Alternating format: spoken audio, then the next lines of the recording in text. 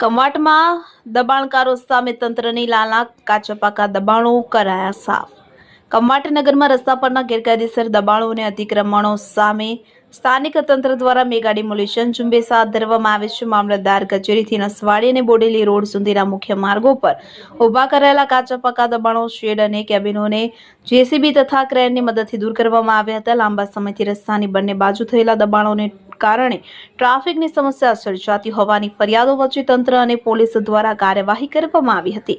Demolition દરમિયાન કેટલાક સ્થાનિક રહીશો અને અધિકારીઓ વચ્ચે બોલાચાલી પણ થઈ, જો કે પોલીસની મધ્યસ્થી બાદ મામલો થાળે પડ્યો। તંત્રની કડક કાર્યવાહી જોઈ કેટલાક વેપારીઓ પોતાની દુકાનો બહારના વધારાના દબાણો, શેડ અને અન્ય સામગ્રી સ્વૈચ્છિક રીતે હટાવવાનું શરૂ કર્યું હતું। અધિકારીઓના જણાવ્યા અનુસાર દબાણ હટાવવાની આ ઝુંબેશ 2 દિવસ સુધી ચાલશે। કવાંટનગરને સંપૂર્ણપણે દબાણ મુક્ત કરવા માટે તબક્કાવાર કાર્યવાહી ચાલુ રાખવામાં આવશે। કોઈ અનિચ્છનીય બનાવ ન બને અને કાયદો વ્યવસ્થાની સ્થિતિ જળવાઈ રહે તે માટે સમગ્ર કામગીરી દરમિયાન ચુસ્ત પોલીસ બંદોબસ્ત ગોઠવવામાં આવ્યો હતો।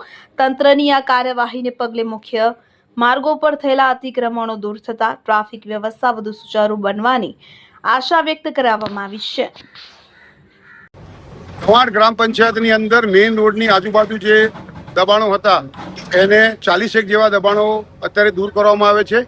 બીજા એક દબાણો છે એને પણ દૂર કરવાની કાર્યવાહી કાલે પણ કરવામાં આવનાર છે અને બજારની અંદર પણ જે અમુક દબાણો છે એને 1-2 દિવસ પછી એને સામૂહિક રીતે ગ્રામ પંચાયત દ્વારા ક્લિયર કરી અને એમને જગ્યા આપી અને પછી એને દૂર કરવામાં આવશે।